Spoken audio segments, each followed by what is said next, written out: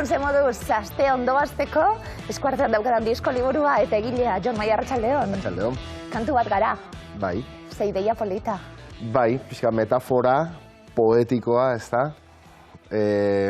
Liburuan esaten dut, estatu bat gara, erresuma bat gara, autonomia erkidego bat gara, republika bat gara, ba ez dakit, baina kantu bat gara, bai, ezta? Beste dana iragankorra da, baina milaka urtetatik datorrena gure kantua da.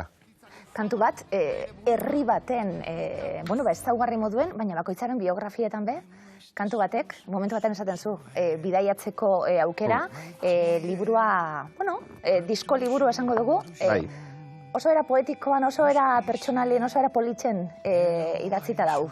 Eta kantu bat entzun eta bagoaz, 15 urte ditugu taleko batera guez. Beste bat entzun eta maite mindu ginenien, beste bat entzun eta... Hala da, ez da? Momentu batean esaten den liburuan kantuak alfombra magikoa bezala direla. Kantuan jartzen zara eta eraman ite zaitu. Eramate zaitu leku konkretu batera, persona konkretu baten gana, edo une jakin batetara, ez da? Oroitzapen garraio bide moduko bat da, usaimen adan bezala, edo ez da? Baina gero kantua ez gain da formato harrigarria eta magikoa, ez da? Ze kantua berez ez du behar ez da euskarririk ere. Gogori gogo, bihotzetik bihotzera, harimatik harimara doa, ez du behar ez da soporte fisiko bat. Transmisioak liluratu egiten hau, ez da? Gure kanturi zarrenetako bat dena esaten dutena bere terretxeren kantua, ez da? Bere terretxeren kantua 15. mendekoa edo omen da. Eta nola iraun zuen menderik mende idatzia izan zen arte edo Mikel Laboak edo Benito Lertxundi kantatu arte, ez da? Ba gogori gogo, norbaite kantatu besteak entzun, horrek kantatu besteak entzun. Eta horrela mendez mende, ez da? Ba, niretzat kantuaren formatoa da milaka urtetatik datorkigun zerbait, harrigarria, negarrez jartzen gaitu, dantzan jartzen gaitu, nazioak ordezkatzen ditu ereserkiekin, intimoa dira, kolektiboa dira, borrokak pizteko erabiltzen dira, minutu batean emozioak martxan jartzen dizkizu, hori oso formatu artistiko gutxik esan dezakete, ez da? Opari bat, eta jarraituko dugu, honi buruz berbetan bereziki eta pertsonalki asko gustatzen zaidan gaia dalako gogoeta egiteko, eta asko sinisten dut nik honetan, eta kantuen indarran, eta sasoi bateko islada direla, eta gero zelan transmititzen dan hori, historiako liburuek gauza asko biltzen dituztelako, baina artelanek, sortzelanek, eta kasu honetan kantuek ere biltzen dutelako, sasoi baten memoria guztia, bestera batera. Kantuetan gure bizitza zatiak daude. Gu norbanako bezala, gure zati intimoak, alako kantua relazionatzen dezulako, alako persona edo momentuakin esan dugun bezala, baina gero herrien aldaketa handiak, herrien garaiak ere kantuka neurtu ditzazkegu, ez da? Euskal berpizkundearen garaia, Frankoren heriotzaren garaia, Frankoren aurkako resistentziaren garaia, ez doka amairurekin, gerora, gure prozesu historikoak eta intimoak kantuen bidez adierazten dira eta proiektatzen dira ere bai, ez da? Ez dugu ezagutzen borrokarik munduan, segurazki ez daukana bere banda sonora, ez da? Eta gure maitasunek eta gure sentimentuek ere dene dituzte kantuak, ez da? Horretik esaten dut, kantua oso bitxia dela, kanpoti begiratzen jartzen bazera, harrigarria da. Ezinbesteko kantuen bilduma izango da. Hau, ezinbesteko guretzat gure biografian, baina zeuretzat, urte hurren bat aitzaki moduen, hau dalako opari bat, zeure buruarentzat eta guretzat. Eta orduan esaten du, 30 urte letradile moduan, baina ezinezkoa da, hain gazte izan da. 18 urtegaz, negu gorriak. 18 urteekin kantatu nun. Istripu bat Zumaian aurretik dagoen arren, negu gorriak ekin, 18 urterekin, hasiera jarriko dugu. Zumaiako aje taldearentzat egin nun lehenbizikoa, ez da, zerbilleta batean idatzi nun, Zumaiko Santelmo jaietan, nunbait, Felipinen historia izeneko kanta, ez da, Zumaian himno txiki moduko badena, gaztientzat. Baina lehenengo kantu argitaratuak, ez da, negu gorriak entzat idatzi nituenean, Elgoibarko gaztetxeak antolatutako festa batean, deitu zidaten bertsotarako, orduan harrigarria zen, ez da, oso lotua dago horri baita ere. Bertsolaritzak 80. hamarkadaren hasieran izan zuen iraultza horri oso lotua dago historia hau ere, ez da. Eta ez dakit zergaitik egun hartan, gero kontzertu bat zegoen, emeak eta potxoka gogoratzen dut. Eta ni aurreti bertsotan, eta rap moduko bat, ez da euskalo, eta Fermin antzegoen entzuleen artean.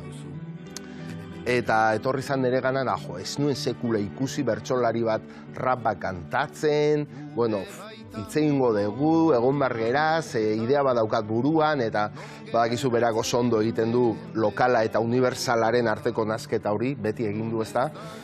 Eta kasu honetan ikusizun bertsoa egokia zela, negu gorriak egiten zituen kantu modu hoientzat, ez da?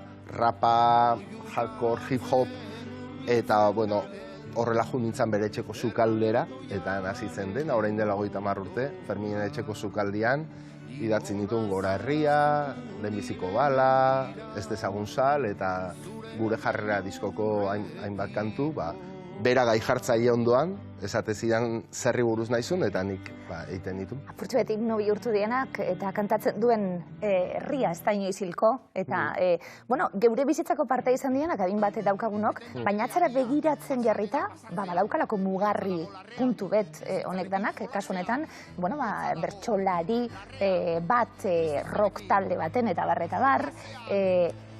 Jon, zenbat kanta idatzi dituzun? Nik ere ez nekin zenbat, baina zenbatu ditugu liburuan jartzeko, eta 168 dira. Baina liburua bukatu dedanetik beste bizpairu idatzi ditut. Eta orduan, bueno, ez da gelditzen, ez da, eta... Aukeraketa zelan egin? Ez da erresa.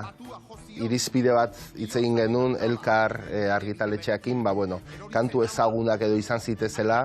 Eta gero ni nahi nuen pixka baitare, 30 urteko arku guzti hortakoak izatea, ez da? Ez bakarri zarrak, ez bakarri berria, baizik denetarik, eta estiloak ere denetarik. Eta, bueno, orduan hor daude, negu gorriaketik hasi, eta Benito Lertxundiraino, edo Sociedad Alkolika, Pirritx eta Porrotx, Gari, Anari, Mikel Urdangarin, Ken Zazpi, bueno, Aquelarre pelikula, denetarik da, egia esan da, nik uste, zentzu hortan oso disko entretenigarria dela. Irudietan ikusten gabiltza eta gainera kantuak entzuten bai, lehen nirekinen bertsio hori, non geratzen den denpora eta oso bertsio bereziak izango direlako zeuka bestuta, kasu honetan lagunduta, entzuten genuen Mikelen ahotsa esate baterako, entzuten ditugu bildu diren lagunen ahotsak, baina moldaketa musikalak be oso bereziak die? Oso berezia dia, oso formazio berezia osatu dugu, usteet bete-betean asmatu degula. Etxe handia ikusten dut eta inbidi bete motetzen noiz aurkeztuko estazio. Azier. Amuri zaporroz, bueno, ikusten gabiltz. Beitu, hori da niri gustatzen zaian... Ekarria hozta gora, jode. Niri gustatzen zaian Euskal Herria, ez da? Azier etxe handiatik Xabier Amurizaraino, ez da? Eta denak euskeraz, ez da? Hori maite dudan Euskal Herria eta kolore askotarikoa eta, bueno, dena dira lagunak kasu honetan eta egia da bai, ez da? Olako jende erraldoiaz inguratzen zeranean, ezin da ezer gaizki erten. Azier etxe handiak berekin lan batzuk eginda dauzkal lehendik eta izugarria da eta estudioan flipatu zuten musikariek, hasi zenean kantatzen nola interpretatzezun. Harrigarria zan egitan, oioa zala jartze zitzaigun. Baina gero etorri zan Xabier Amuriza eta berdin, 80 urtekin. Ze itzaurre politxe. Bai, oso itzaurre polita, artista da. Ze itzaurre polita egin dizun berak zeuri, ze berba politxek zeuk berarekiko be, bai. Bai, niretzat ohore bada eta ilusio handia egin dit Xabier Amuriza 80 urtekin disko honetan kantatzea eta gainera liburuko itzaurrea egitea, ezta?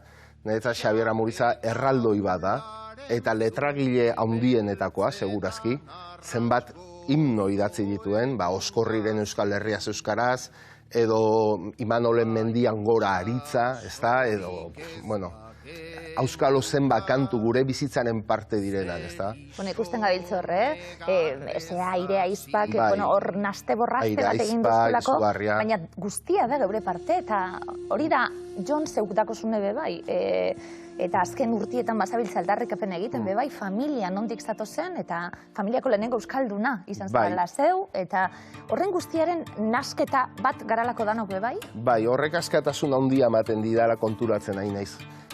Familia etorkin batetakoa naiz, eta ez daukat sustrai atabikorik, ez da? Nik Euskal Herriarekin daukadan lotura eta hizkuntzarekin daukadan lotura nik aukeratua da. Bueno, nire gurasoek aukeratu zuten lehen bizi, baina gero nire kontzientziak aukeratu du. Eta horrek indar berezi bat ematen dit nire barruan, eta izugarrizko esker ona ematen dit. Niri Euskal Herriak dena eman dit. Munduan leku bat eman digu guri, gure familiari, eta horren ondorioz euskerak dena eman dit. Ni dena euskeratik eta euskeraz egiten dut, ezta? Eta nik sentitzen dut zor bat euskerarekiko, Euskal Herriarekiko umetatik, ez dakit, behar bada etorkin esemean naizelako ez dakit. Eta inoiz ezingo diot itzuli Euskal Herriari eta euskerari berak ematen didan guztia, ezta? Niretzat nolako ametsa denik 15 urtekin nire amaren etxean, logelan, magnetofoi zeritzon, tresna zar vintage hortan, kaseta sartzen duenean, kortaturen lehenengo kaseta, edo Oskorriren infraganti, edo Alemanian euskaraz, edo ertzainak, ez da, jartzen duenean, 14 urtekin, 15 urtekin, edo Benito Lertxundi. Matxakatu egiten ditu nizinta horiek entzun eta entzun Alta Bizkarko kantua, ertzainakeen Silbizpazen kantu mitiko denak, ez da? Oskorriren ostatuko neskatxaren koplak edo. Nork esango zidan neri jende horrek noizbait nik idatzitako gauzak kantatuko zituenik?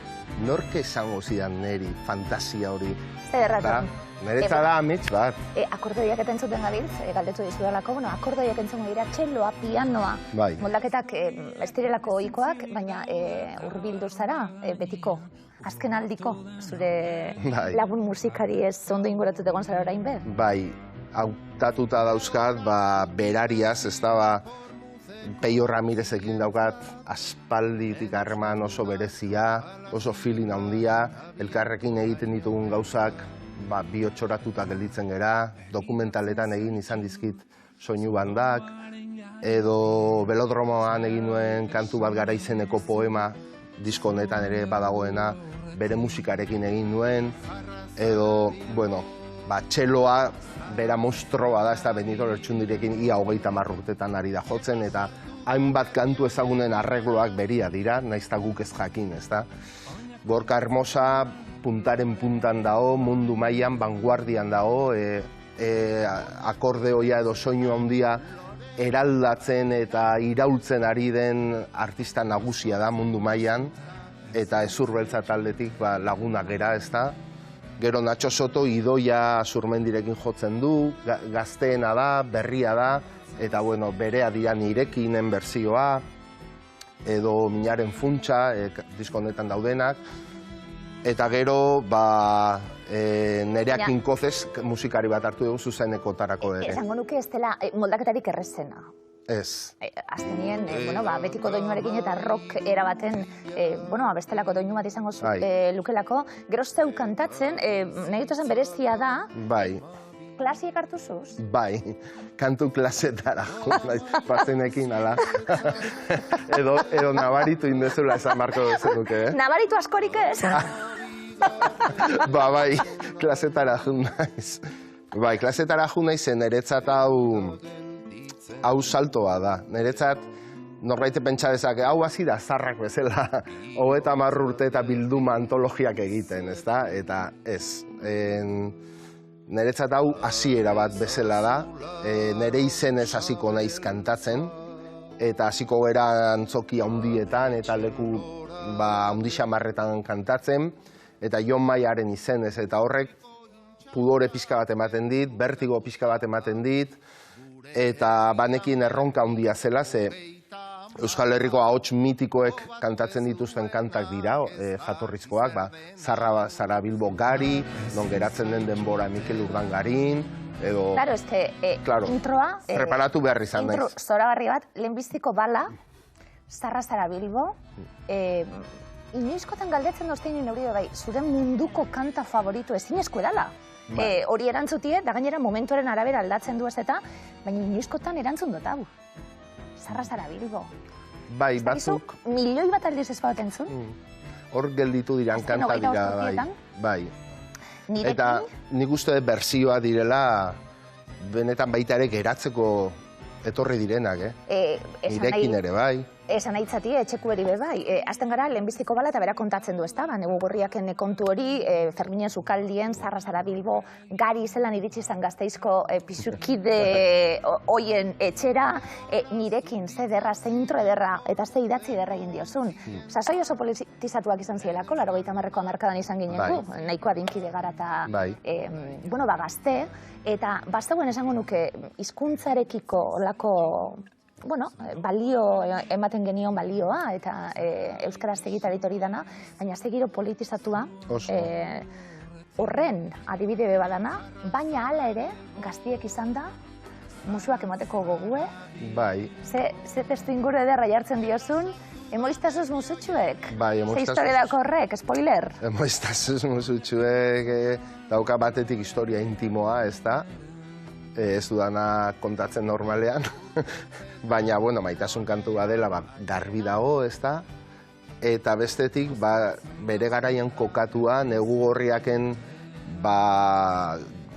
gerra kantu horiek idaztetin entorren, eta hori zen nagusiki entzuten genuen hemen euskeraz, ez da? Gu behintzat. Eta bakaro hor esaten de pudore handia, hortera da bat, otezen bildurra, musutxuek eskatzea, ez da? Edo fonetikoki hain goxoa propio bilatu nuen, hainbeste bustidura eta isa, ez da? Emoiztasuz musutxuek maitie hartu isu, guruxun, guztixe, suabidade hori. Bai, hori izan zen.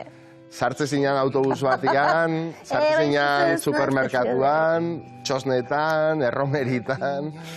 Eta egia da, maskulinitate aldetik ere, musutxuek eskatzea horrela, ez da, eta inkantu romantikoa purua emate zidan, eta gatazka politiko hartan ere bai, baina nik ikusten duen asko satanizatzen zela euskal kultura, ez da, eta batez ere euskal kulturaren alderdi jakin bat, edo jende jakin bat, nun ni ere sartzen nintzen. Eta esan duen, kontxo, gu ere persona gera, eta guk ere sentimentua dauzkagu, behar bada ez ditugu adierazten, ez da? Hain errez edo oso kondizionatuta gaude, bizitzen ari geran zauri, min eta historia guzti honengatik. Eta derrepente musutxuek eskatzea bihurtu zen fenomeno sozial bat. Eta gainera ideologia guztiak gainditu zituen kantu bat izan zen, eta da. Eta gaur lehen esan duguna, negu gorriakekin rapa eta bertxu esartu, bertxo rap hori, gozategirekin, azkenin roka sartu trikitixarekin, aldaketa esko egon zielako kantu hauetan guztietan. Trikipoparen garaia zan. Hori hasi zen fenomenoa, ez da, Imuntzo eta Beloki, homosexualitateari buruzko kantu bat idatzi nien, orduan etzegoen horri buruzko inungo kanturik, ez da? Non geratzen den denpora, Mikel Urdangarin, itxasoa gara Kenzazpi. Bai. Ze kantu ederra. Kantu bat gara disko liburuari esker jakin dut, kantua zana hau, milaren funtsa narirena. Bai, bereziak lehenengo diskokoenik zoragarria dana. Itxasoari begira, Benito Lertxundi eta berreta bar. Bai, itxasoa gara ere hor gelditu dan kantua da, ez da? Eta gero polita da ikustea, zuk idazten duzu, nik hor esplikatzen dut nondik datorren, ez da? Itxasoa gara, nire baitan. Baina gero horrek ez dauka importantzirik. Bakoitzak bere egiten du kanta, ez da? Entzule bakoitzak. Eta harrigarria da ze histori kontatzen dizkizuten kantuekin, ez da? Eta azkenean, kantuaren formato harrigarri eta liluragarri hori horrelakoa da. Mimetizatzen da entzuten duenarengan. Ez da fosilizatzen egiten den forma hortan. Mimetizatzen da eta berdintzen da entzuten duenarengan. Eta entzutle bakoitzak bere egiten du. Eta bere histori propioa, bere usain propioa, eta bere momentu propioak eta persona propioak gehitzen dizkio kantu horri. Badakizu liburuek markatzekoen nahiela, Eta pena handi eman dit, hain politxa izan da eta horri hauekin eta markatzi, orduan ez dut markatu. Orduan apuntik hartu. Objeto bezala polita. Bai, oso politxa delako, eta joan naiz egiten, boligrafugaz da, ez, arkatzagaz. Hain txurila da. Ez. Maite Mutu Berriaren diseinua, azala, brutala da, ez da? Eta badauka omenaldi oi hartzun txiki bat ertzainaken lehenengo diskoaren azalari ere, ez da? Koloretan eta gero barroko ilustrazioa Maite Mutu Berriarena, oso berezia dira eta nortasun handia ematen diote, eta zuzenekotan ere proiekzioak egongo dira kontzertutan, eta horre erabiliko ditugu Maiteren irudiak. Gustatu zaizkidan gauze batzuk, iazuren eitzen duen, galdetegi moduen, kantatzen duen herria ez da inoiz hilko, esaten gabiltzena, ez hiltzeko kantatzen duen herria da hau. Amurizak esan da. Bai, nik uste dut kantatzen dugulako ez gerala hiltzen ere, ez da? Beti harritu izan dago herri honek nola eukiduen gaitasuna, hainbeste zauri, hainbeste min, hainbeste iluntasun da, hainbeste bildur, eta hainbeste kantu sortzeko, ez da? Eta mina eta malkoa eta zauria ere kantu bihurtzeko, ez da? Eta aldi berean ze festazaleak geran eta izan geran beti, ez da? Anabasa horren erdian, ez da? Eta nik uste dut kantua garelako irauten dugula, ez da? Hola poetikoki esan behar bada kursia izan daiteke, baina nik uste dut gu garena kantuan proiektatzen dela ondoen. Hala ere kursi izatea irabazi dugu, Bai. Horren beste gauze eta gero irabazi dugu kursi esatie, bai. Hori ba. Eta orain bagabiltz kursituta, eta gainera egoerak merezi duelako bai, galdetu nahi zutelako bai, bazara politikoki beti jantzia, Jon, eta ikuspegi oso zabalarekin azken aldi honetan bai, eta esaten zelan aurrera joan behar dugun herri moduan, ezta? Eta danok zakuan sartuta. Kantutegi honetan zehar epopeia sentimentala dauela dino, Amurizak. Epopeia sentimentala. Amurizak ondo esaten ditu gauzak, eta gero esplikatzea zailagoa da, ez da? A ber, nik uste dut gure herriaren historia badala epopeia bat, bere zentzurik epikoenean, ez da? Eta azkenean superruiente batzuk gera, nazio gisa edo herri gisa, ez da? Eta gero gutako bakoitzare, bai. Askotan ez dugu guk ere erabaki ze bandotan egon ere. Zezu nun jaiotzen zaren, ez da? Ez dezu erabakitzen. Eta jaiotzen bazera etxe batean, bale, baina beste etxe batean jaiotzen bazera, igual beste alde batean zaude, ez da? Eta epopeia sentimental hori hor dago, bai. Eta aldakorra da, ez da? Nik uste dut gure kantuak ispilu oso egokia direla gure herriaren eraldaketa historikoa ulertzeko eta interpretatzeko ere bai. Gustatu zaizu bai, Jon, esaten zunien, bertsolaria zinen eta plazatako girori jendaurreko hori. Bai, klaro, kantu bat egitien zelan intimo esan, musikak kulunkatzen zaitzu, ia nondik nora nuen, nire bizitza 3 minutu eta 52. Bai. Segunduko da, eta gainera beste baten azalien sartu behar zara, zera politxien kontatzen zuen hau dana. Ariketa bada, ez da, kantu bat idaztea, zezuk idazten dezu, zure etxean, baina gero beste persona baten ahotik aterako da, ez zure ahotik. Eta kantu horren aurpegia beste persona bat izango da. Eta arek defenditu behar du, ez defenditu bakarrik, sentitu ere egin behar du, ondo interpretatzeko, ez da? Inork ez du nahi kantatu sentitzen ez duen zerbait. Orduan horre behartze zaitu kontutan hartzera zein dan zuri kanta idazteko eskatu dizun talde hori edo persona hori. Eta gero dago melodia, ez da? Melodia dala bide bat bezala, eta bide horrek ez dauka letrarik zuri pasatzen dizutenean, beraz, zuk asmatu behar dezu bide hortan agertzen den paisaia, zuk asmatu behar dezu ze historia gertatzen diren bide horretan zehar, eta gero inkluso kantak gora egiten duenean, hor galdera bat ote datorren ondo, kanta bera egiten duenean melodia zerbait xuxurlatzea, gero errimak noiz datozen ondo. Sortzen danien magia hori, magia hitza ere, aipatzen zulako eta magia da, askotan sentitzen duguna kantuei esker, esan dugu bai, kantuen oroimen hori, era oso politxien kontatzen duzune liburuen, gatazka politiko bateko garaiak, diskurtso absolutuak eta amets definitiboak maiuskuletan kantatzen duenik, orain gauzak asko aldatu dira. Non gauz, Jon? Kantu bat gara, 30 urte eta gero, non kokatuko dugu? Oso desberdina da orain. Nik uste dut beste garai batean gaudela, belaunaldi berriak daude oholtzan, kantuak egiten, kantuak sortzen, eta den aldatu da asko, ezta? Den aldatu da asko, egoera ere, politikoa ere, azaletik behintzat asko aldatu da, ezta? Gauzari potolenan erustez konpondu gabe jarraitzen dute, baina gure identitatea eta eskerrak, gure identitatea etengabe aldatzen ari da, ezta? Horraitik esaten dut, gu biziri baldin bagaude, da bere terretxeren kantutik, oraingo reggaetoi eta hip-hop eta euskerazko mugimendu guztiontaraino, gure kantua eraldatzen jakin izan duelako, ezta? Bestela fosil bat izango ginateke eta bidean geldituko ginateke, baina eskerrak garaian garaiko formak hartzen goazen bizirik gaudelako, ezta? Identitatea aldakorra da, etengabe eta asko interesatzen zait gai hori, ezta? Euskal identitatearen zabalera, orain zabalagoa da, malguagoa da, eta, bueno, nik uste dut gu euskaldunak garela gutxi, eta gu gaudela egoera gutxituan, eta behar egoera batean, eta beraz gu ibili behar dugu erne eta adi, eta eskuzabal, gugana sar daitezen edo gugaren komunitate hortara inkorporatzen joan dadin jende gehiago, ezta? Adostasun zabalak eta handiak lortu alizateko ere bai, gauzak aldatzeko. Geratuko gara apurtxu bet kontatzen hau dana, gero etorriko diolako beste hainbat lagun, oso gomendagarria dan liburu irakurketa hau komentatzen dugu.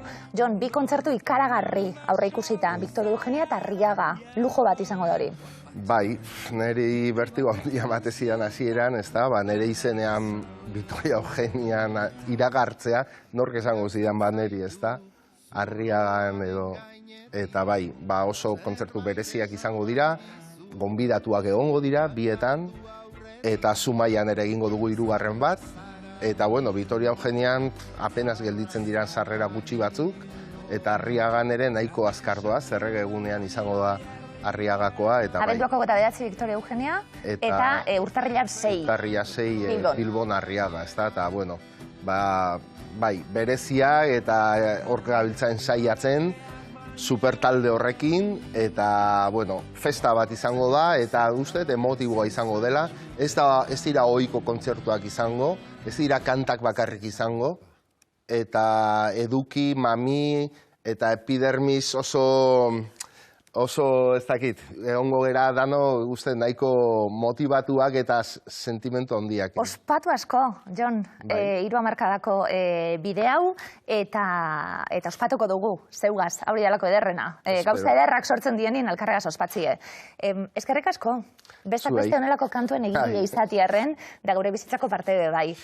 Protokolo guztiak apurtuko nituzke, baina altxatu eta zeuri besarka da hundi bat emotiarren. Gero bai. Bueno. Sekretu dana kontatuta, hemen aurrin ez, baina gero egingo dugu. Eta ez da haria gure kantua, ez da? Jon Maia, eskerrik asko. Zuri. Euskadiko Orkestra ikusteko urteko abonua zozketatu behar dugu, Kultur Mairanoa Oier Aranzabal eta Jon Iguedarekin.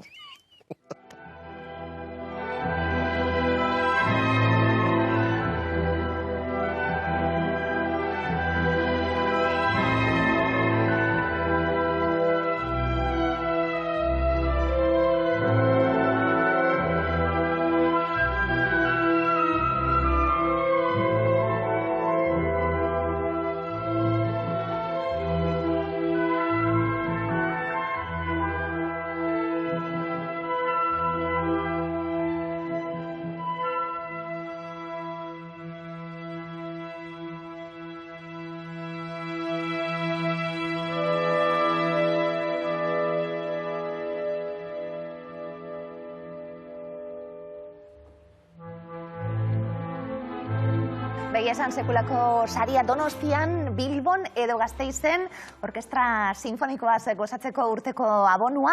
Eta zer eskatzen dugun? Ba, emailtxu bat ahosaho abildu itb.eusera zegoen izenekin eta ze hiriburutan egon nahiko zenuketen. Eta egingo dugu, abendu hasieran egingo dugu zozketa mundial hori. Joni Ubeda, arratsaldeon. Kaixo, arratsaldeon. Lanzauz. Oso ondo. Bueno, kantu artien gustora, Bai, bueltan, Jon Maiak kantutegi ederra eta oso ezaguna osatu dago. Oso kanta politxean egile da. Geusek dien moduen, Oier Aranzabal, arratsaldeon. Arratsaldeon. Zelan zauz? Primeran, zuekin egoteaz gustora beti bezala.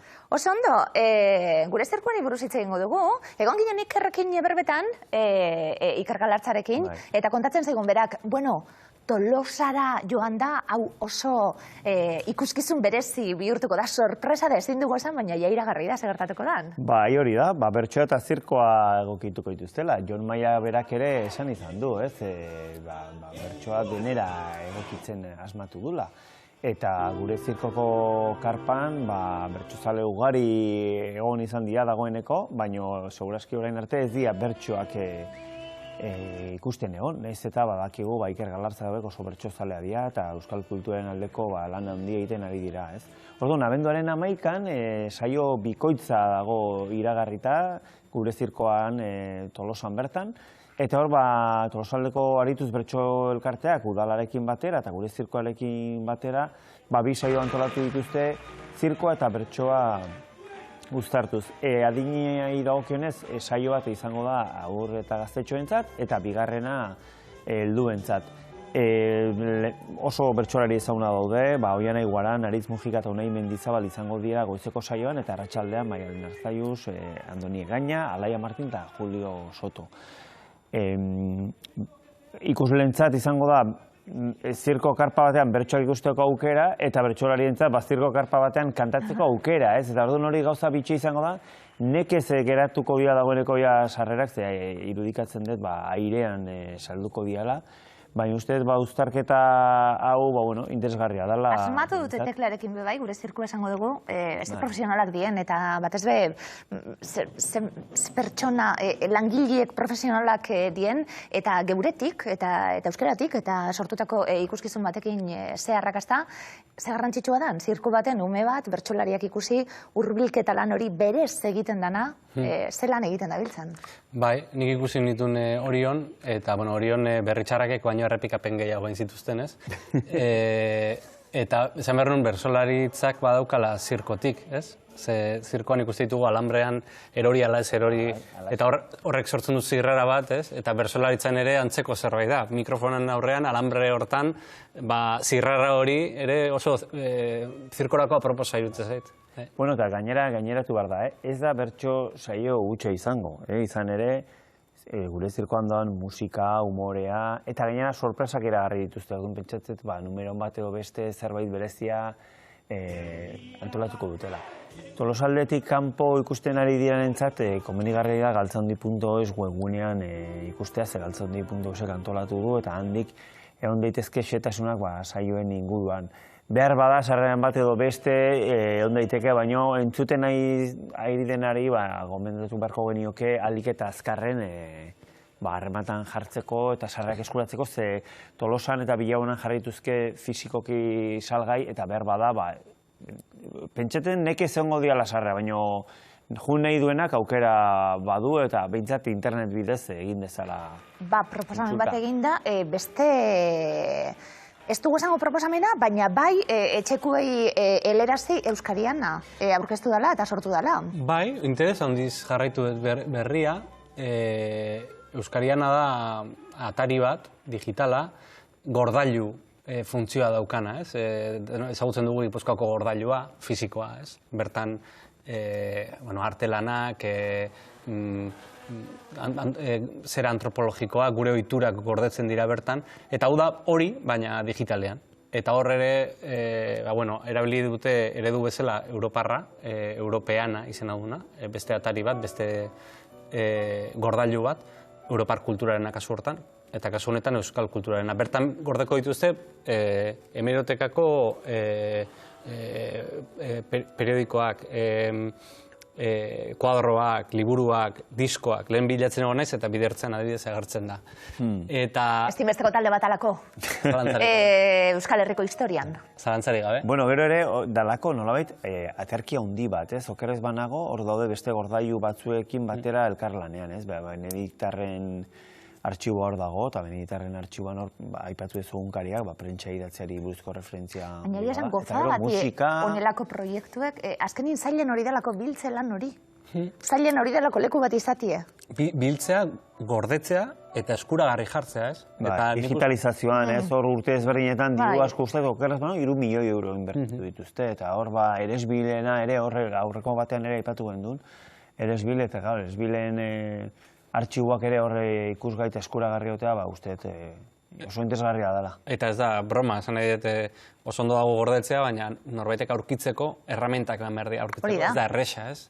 Eta zentzu hortan, Euskarianaren bokazioa da, edonork bilatu alizatea kartelak, hori kuadroak, eta musika, eta barrez. Eta, bueno, nire ustez, badago galdera bat askotan egiten duguna, ez? Eta da, aro digital honetan non geldituko dira gauzak, ez? Zenbat iraungo dute gauzak. Bueno, nik uste horrelako proiektuak garrantzitsua diala ondo gordetzeko. Eta kultur ondareari, ez? Esan nahi margoak aipatu dituzu, aldizkariak, liburuak... Eta gero etengabe gehitzen joango dan proiektua, noski? Ja behin sortu ezkero handitzen joango dalako. Kultur ondarea eta antropologia entzun dut, Olentzero hori buruz hitz egingo dugu. Jonik Dakar, Olentzero gaur etxera dator, baina Tamari Domingi eta geu etxera be bai. Bai, gero ezakit, bakizue, bakoitza bere atalaiatik bizi dula, ez? Unekoa, eta, karo, guk gaur txikia ditugu nontzat eta, badirudi, benduaren 23an eta 24an, bereziki 24an, herri guztietan ikusten ditugu Olentzeroren etorrera, Olentzero eta Mari Domingiren etorrera. Baina gero, Euskal Herrian gero ez da gehiago, nolabait ikuskizun o kultur adierazpide bilakatzen nahi da. Alegia, abenduan zehar, Olentzeroren hilabetea dela esango genuke, ez? Bai Mungian, Legazpin, gero ez da herri gehiagotan badaude alako ekitaldia, Olentzeroren basoa, Olentzeroren etxea, eta nolabait izaten da ez bakarrik Olentzero eta Mari Domingi eta oparia, baizik eta nolabait euskal kultura eta mitologiaren aldeko ekitaldi kultur jarduera bat antolatzen da, ez? Eta nik nabarmenduko nuke besteak beste, Nafarro alden azkeneko urtetan Mendukio Kobazuluetan egiten ari diran ekimena, nolabait Mendukioko interpretazio gunera iritsi eta nolabait bideo baten bitartez ikuslegoa sartzen dute egoera horretan eta gero pasio baten bidez, pista joko baten bitartez Mendukioko Kobazulora jetxi eta estalagmita artean nolaiteko bidai magiko bat egiten da eta gero azkenean Olentzero eta Mari Domingirekin egoteko aukera dago. Zer gertatzen nahi da azkeneko urte hauetan sekulako interesa piztu dula, eta orduan aurreko asteburuetan erromez juteko jaten dira familia asko, ez? Eta dagoeneko kontsulta batzuk egin ditut, eta dagoeneko agortuta daude aiara joeteko sarrera, baina nik gure zirkoak egin bezala, nik aholkatuko nuke bai Mungiako Olentzeroren etxea edo Mendukiloko webuneran sartu, galdetu eta ea sortea dagoen, ze uste merezi duela bisitaldia egiteak. Zagize falta, dinot, oneri Olentzero danari, oso garbi dauz danak. Oso araz, bai. Bueno... Olentzero zikina esan, ustez? Bueno, aiako Olentzero zikina da, gurean mintzat, hori ez dakit beste lekutan. Berregokitze fasean gabiltza ez, zetan gabe, eta orain ere ustez ez da zina dela Mari Domingire horretela, ez, eta hori ere bada ona, ez, tradizioak berritu egin behar dira, bestela. Zer eskatu diozu Olentzero, galdetzegatik, Sorpresa. Sorpresa. Sorpresa, bai, berak nahi. Izan da dila nahi duen. Bai. Ni gauzanderik ez, ni Olentzerori laguntzea tokatzen zaidalako urte hauetan, da honan gabiltza. Osasuna eta janari goxua gabonetan. Hori eskuragarriago. Gaztaine batzuk ikatza ez dakarren artien, baina... Hori da. Bueno, osasuna ekarten dau? Beste laneko bai eskatuko, Espero. Oraingoz bai. Amua jaialdia, aipatu nahi diguztu oier, bai. Berezia dalako? Bai, jaialdi oso berezia da, Hondarribin egiten dena, eta Inedit jaialdiarekin kolaborazio bat egin du. Inedit da Kataluniako jaialdi oso ezagun bat, musika eta dokumentala uztartzen dituena. Eta, Amua eta Ineditek elkarlanean egin dute aurtengo edizioa. Laburmetrai musikalen jaialdi bat da, beraz, bi aldiz hartzekoa, ez? Batetik laburmetraia dialako eta bestetik genero musikalekoak. Eta hor barruan sartu daitezke dokumentalak, sartu daitezke bideoklipak, sartu daitezke, baldintza horiek betez dituzten hainbat lan. Nik ekarritut pare bat aipatzearren.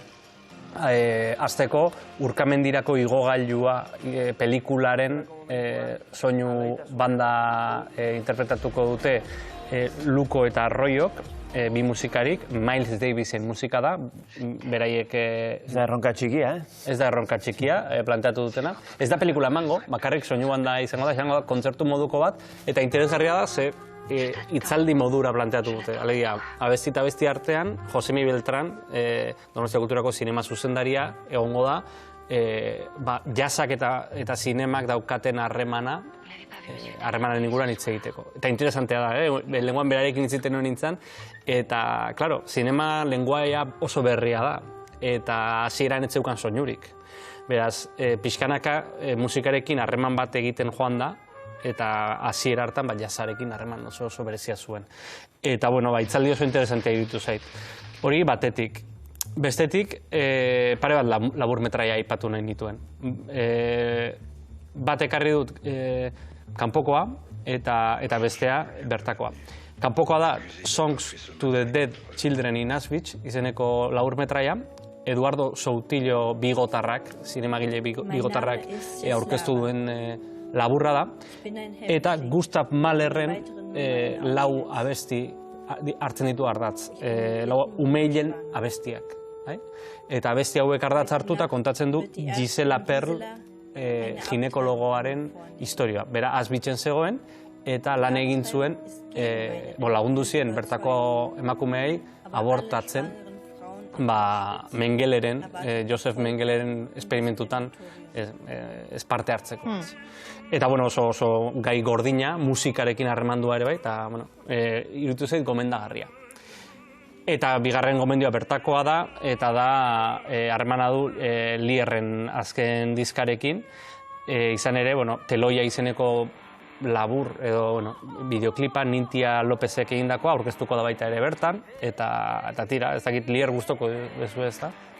Ikaragarri da, ze ondo abesten duen, Hemen ere entzugeak gaude gainera lan multimedia bat egin zuten, kantuz kantu, historia, disko kontzeptual bat, eta pandemiak nik pena handiz bizan dut, txaperako elkarrizketatu nituen pandemia betean eta holako apustua, holako disko zaharra egin, eta gero, gaina, pandemia hasi zanen Europako bira eta Europako bira hasieran, furgonetan Europarako bidien itzuli behar izan dira, eta helmuga hutsa zen, euren disko barria, izan dira aurkeztena oso hon, eta disko oso ondo dau. Oso gogorra oso ondo dau. Oso disko ederra, oso portada ederra, Fran Rodríguezek egindakoa. Eta, nik uste Durangorako gomendiotako bat, ez. Hori aipatu nahi nuen, pixkat lotuz. Jazaldia aipatu duzu, Iggy Pop, aipatuko dugu, besteak beste, Donostiako jazaldian, 57. jazaldian izango delako Iggy Pop, ikusti aurrez aurre, iragarri eta sarrerak hasi die saltzen, hau espektakulo bat ikusi izan behar da, aurrez aurre, Joni? Gero esango dute rock and rolla ez dagoela modan, ez?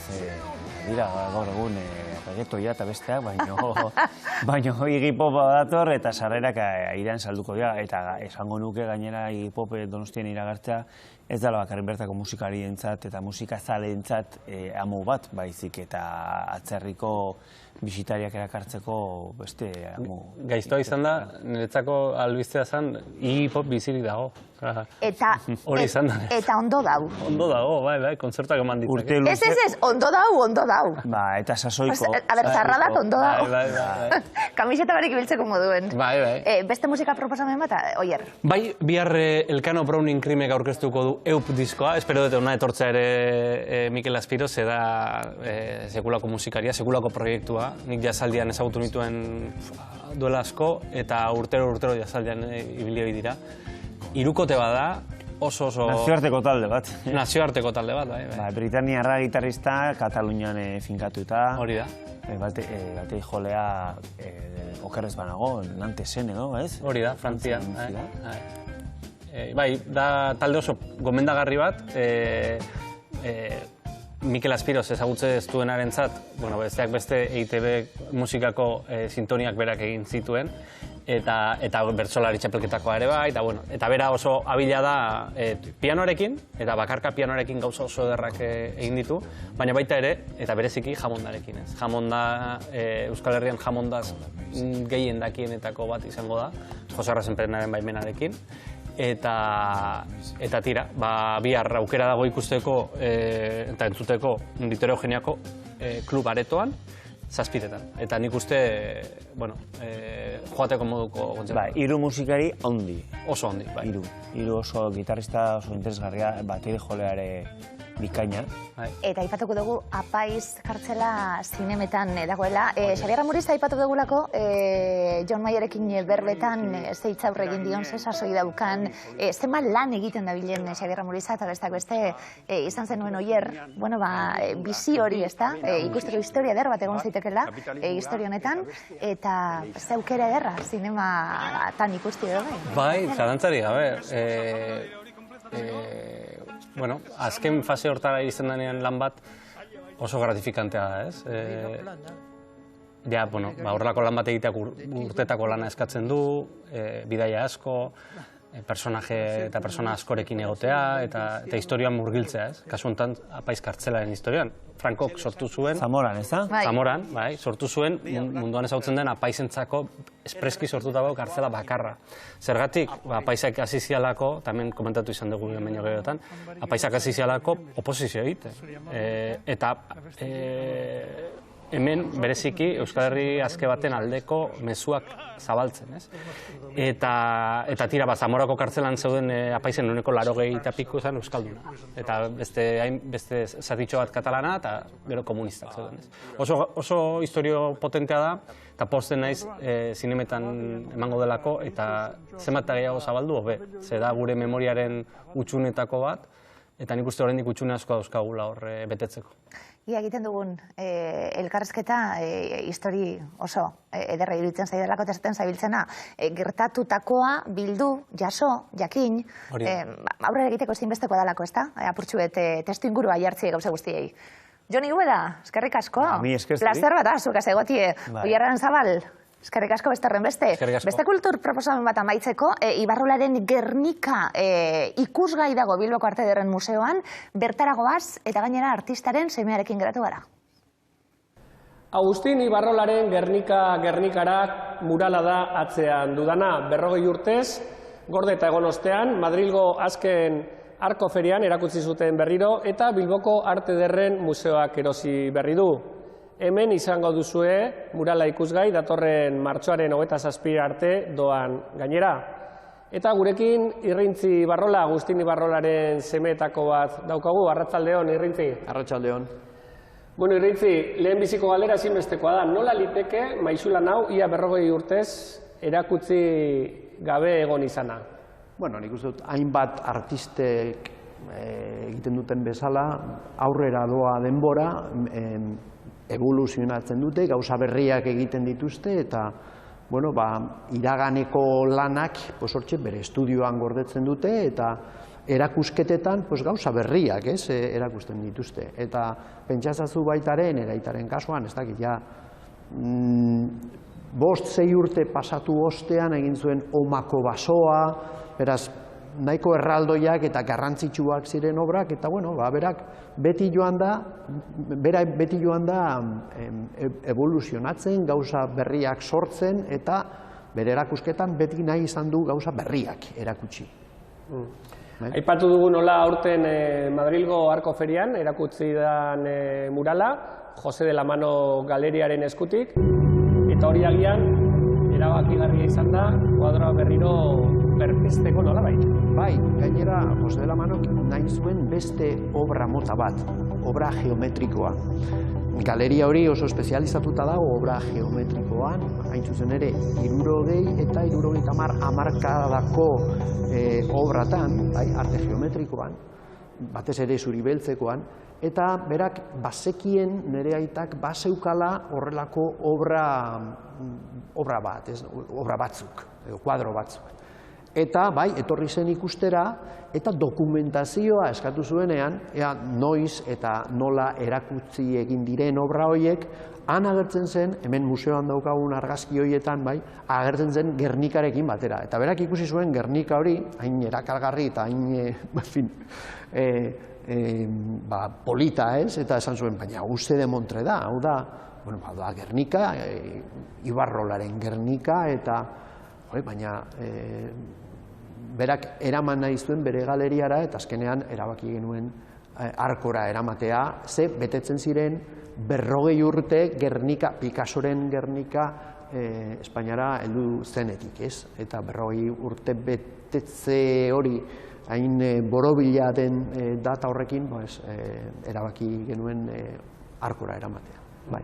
Hain zuzen ere, zuen aitak, murala pintatu zuen Gernika, New Yorketik Gernikara eskatzeko asmoarekin, bai, hori zen, 1976 urtean pintatu zuen ere aitak, eta kanpaina hori izan zen 1957-58, justo hasi zirenean lehenengo oihartzunak Gernika etor zitekeela Espainiara, eta beste artista eta intelektual eta politikarien artean nire aitak ere parte hartu zuen kanpaina horretan, eta horretarako egin zuen, bai. Eta horrez gain, aldarrikapen horrez gain, baita askatasun aldarrikatzeko, fasismoa gaitzesteko, helburu horrekin egin zuen, ez? Claro, trantsizio garaian geunden, ez? Trantsizio garaian, eta orduan, bai, eta begibistakoa da hemen salatzen dena hemen da errepresioa, ez? Batez ere, trantsizio aurreko urteetan egon zen errepresioa basatia, bai. Picassori ere omenaldi ederra. Claro, eske Gernika, Picassoren Gernika da garai hartan bazen internazionalki ere, ez nazio artean, bakearen aldeko eta fastismoaren aldeko ikono erraldoi bat, ez? Orduan asmo horrekin egiten zen, hartzea ikonografiaren, Gernikaren ikonografia hori eta ipintzea oso ibarrolianoa den ikonografia, beste ikonografia batekin, hemen ikusten den bezala, oso ibarrolianoak diren figurak agertzen dira. Baina bai, klaro, da, Gernikara ekartzeko asmoa, baina baita ere salatzea frankismo garaian egin ziren gauzak, eta trantsizio prozesu horretan, hain zuzen ere, nire aita gainera oso garai hartan politikan oso sartuta zegoen, nolabait esatearren, bai? 10 panelez osatuta dagoen kuadroa da, 10 metro zabalera duena, eta lan ibarroliano honetan zer nabarmenduko zenuke Irrintzi? Bueno, nabarmenduko nuke gauza bat begira, nire aitaren evoluzioan edo traiektorian, bai, nik esango nuke, hamarkada batetik bestera pasatzen denean gauza nahikotxo aldatzen direla. Baina badago inflexio punto bat. Eta inflexio puntu hori da gutxi gora bera omako basoa. Hau da omako basoa edo omako basoa egin baino aurretik igual dagoen piezarik gorenena, hoberena. Eta hemen ikusten da bi elementu oso argiak. Alde batetik ikusten dira figurak, batzuk pikassianoak, beste batzuk ibarrolianoak esan dugun bezala, baina baita ere ikusten dira marra horiek. Marra horiek egiten dutena da, bere hamarkada horretan, bai, bere kuadroetan marra hauek agertzen dira.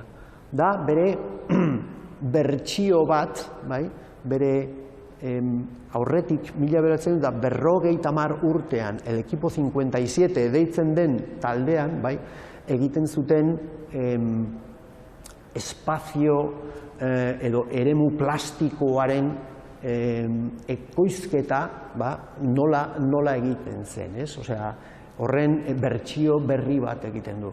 Hau, artistentzat oso garrantzitsua izaten da, nola ekoizten den kuadro bat, ez? Kuadroan dagoen eremuan nola ekoizta daitekeen. Eta, honek nire aitak egiten duena da, marra hauekin planoen positiboak, negatiboak, atzean dagoena aurrera pasatu, planoen elkarrekintza hori aurrera eramateko, berarentzat oso garrantzitsua da marra hauek ipintzea, bai? Nolabait, bere hizkuntza plastiko eta analitikoa hortxe dago, ez? Eta hemen, gero, begira, marra hauek, hemen ikusten direnak daude basoan, baina ja nolabait askatuta, figurarik gabe, bakarrik beraiek, ez? Ja marra hauek dira naturara eramaten duen hizkuntza da marra hauek eta marra hauek nola planuen arteko jokua, elkarrekintza betetzen duten. Aipatu duzu garrantzi, 10 urte zenituela, aitak murala egin zuenean. Badukozu orduko oroitzapenik? Ez bera margosten, ez berak egin zuen hau bere estudioan, eta bere estudioa zegoen gu bizi ginen Begoñan, eta hau egin zen Zurbaran barri, deitzen den auzoan, hortxe zeukan bere estudioa, eta ni, jaten nintzen baina gutxitan. Eta bera margosten zegoenean, ni ikastolan nilen, ez, ikastolan, baina, bai gogoratzen dut dena den, kuadro ze obsesioa zeukan garai hartan Picassoren obrarekin eta kuadro honekin, hori bai. Imaginatzen dut familiarentzat eta bereziki aitarentzat pozgarria izango dela kuadroa orain ona Bilboko Arte Ederren Museontara ekartzea. Claro, guretzat pentsatzen dugu kuadro hau egon behar dela hemen. Osea, guk pentsatzen dugu gure aitaren lanak egon behar direla museoetan, eta kuadro hau bereziki Arte Ederretako Bilboko museoan egon behar dela. Osea, eta desde luego oso pozik gaude, bai.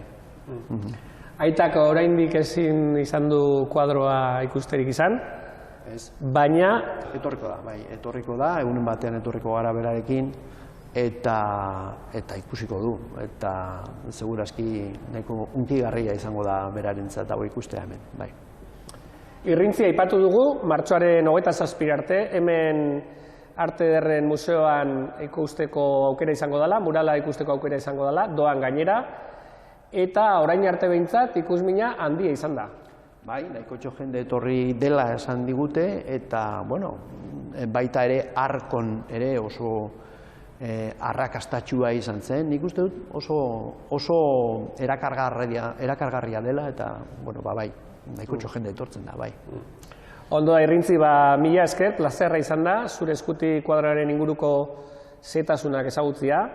Ea aitak laster kuadroa bertatik bertara ikusterik dautkan, bezarkada banatxian, eta mila esker berriro ere. Pues mila esker zegoi, eskerrik asko. Eskerrik asko. Geure partetik bai eskerrik asko, Irrintzi Ibarrolari, gurekin atsegina izatearren, eta ze aukera martxor arte guk doan artelan erraldo jau ikusteko Bilboko Arte Ederren Museoan, eta merez izango du.